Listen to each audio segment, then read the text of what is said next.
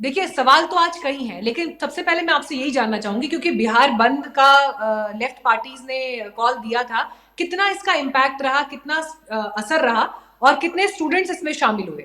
में तो काफी तादाद में स्टूडेंट्स शामिल रहे, और चूंकि जिन्होंने आह्वान किया, जिन्होंने लीड किया, वो हमारे साथ खुद मौजूद हैं, तो हम उनसे ही आपको डायरेक्ट रूबरू कराना चाह रहे हैं। ये कैसर रेहान हमारे साथ हैं। कैसर रेहान, सवाल आपने सुना, जी। किस तरह से क्या देखा आपने बाहर भारत आ, का? आपने देखा है कि इस देश की बड़ी विडंबना है कि देश के अंदर चाहे वो किसान हो, मजदूर हो, खिलाड़ी हो और इवन छात्र, जो कि इस देश के अंदर अपने हक अधिकार के लिए हमेशा सड़क पे संघर्ष कर रहे हैं।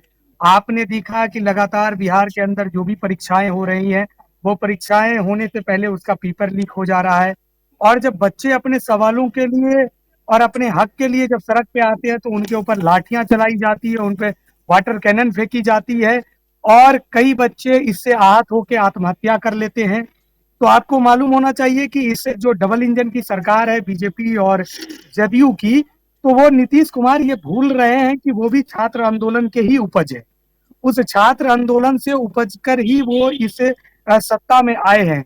आज पूरे बिहार के अंदर जितने भी छात्रों या अलग अलग जो संगठन है, ऑल इंडिया स्टूडेंट फेडरेशन ने भी मजबूती से जिले के हर कोने में छात्रों की आवाज बुलंद किया है।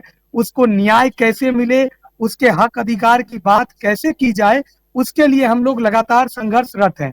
हम याद ये भी दिलाना चाहेंगे जो इस पूरे जो बिहार के शिक्षा मंत्री हैं, चाहे इस तमाम जो खेल के रचिता है, उनको भी ये याद दिलाना चाहेंगे, ये बिहार की वही क्रांतिकारी धरती है जब यहाँ के छात्र नौजवानों ने सड़क पे आंदोलन किया था तो पूरे देश की सत्ता बदल गई थी।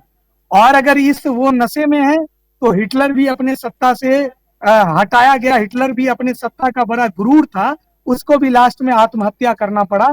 इसलिए हमारा सरकार से बजाते चेतावनी है कि आप जिस तरीके से जो देश की सबसे मजबूत रीढ़ है हमारी शिक्षा जगत, अगर आप उस पे हमला कर रहे हैं तो उसके लिए छात्र बर्दाश्त नहीं करेगा।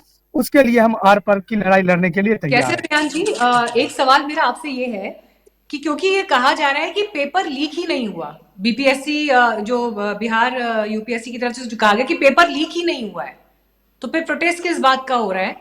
इस पर क्या है आप लोगों का ऑब्जर्वेशन? क्योंकि उस तरफ से जवाब आ रहा है कि पेपर तो लीक ही नहीं हुआ और आप लोग कह रहे हैं पेपर लीक हुआ है तो इसलिए एग्जाम दोबारा कराया जाए।